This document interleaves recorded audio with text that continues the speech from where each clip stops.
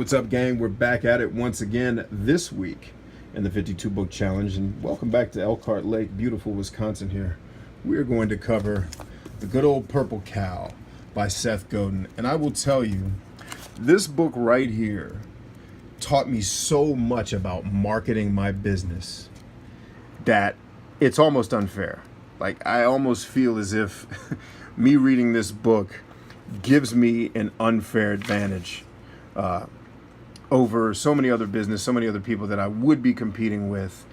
And the general thesis here is that it's no longer good enough in a world that's so busy, so distracted, so inundated with information and advertisement. It's no longer good enough to just be great.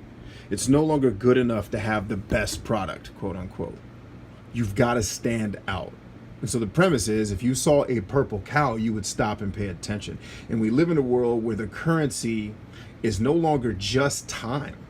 The currency has come below time. Like, yeah, we want people to spend time with us. But in order to even get people to spend time with us, we now have to fight for attention. We used to call it mind share, right? Now it's called attention share.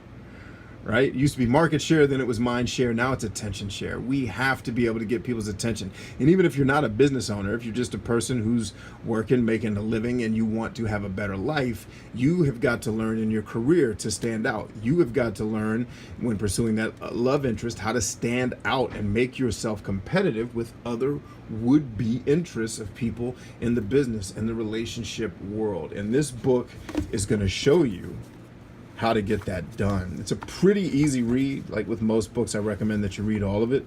This is one that you don't really have to skip around. There's not a ton of information in it that's going to take you forever to read. But I really want you all to give this a book, even if you're not in business.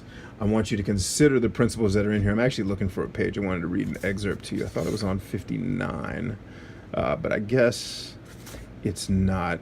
We've been raised with a false belief. We mistakenly believe that criticism leads to failure. From the time we get to school, we're taught that being noticed is almost always bad.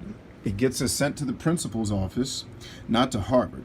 Nobody says, yeah, I'd like to set myself up for some serious criticism. And yet, the only way to be remarkable is to do just that. It's to stand out, friends, and to be noticed, to be recognized. Seth Godin's Purple Cow is going to help you do that. Go ahead, get it read. Make it happen. And oh, by the way, I don't know if you guys are tracking, we created a Facebook group for the 52 book challenge where we can talk about the books. I'll share some notes and I'll share some ideas, because you guys have to remember, my whole thesis here is that I don't just read these books once and put them on my shelf. The books that I consider the best, one of the reasons why I highlight them is so that I can easily get back to information that maybe I haven't looked at in a while, maybe I'm a little rusty on. I can get right back in the game, read the stuff I've highlighted, and start applying it to my business or to my life. And then even some of the stuff that I don't highlight, I go back and read, because sometimes, almost every time I read a book, you miss something. So go get it read. Remember, the purpose here is for me to help you make good on my promise to reach 1 billion people, and to help you be more, do more, and become more than you ever could have thought possible, so that we can live the good life as God intended us to live. I love you all much. We are stronger than I. I'll see you next week.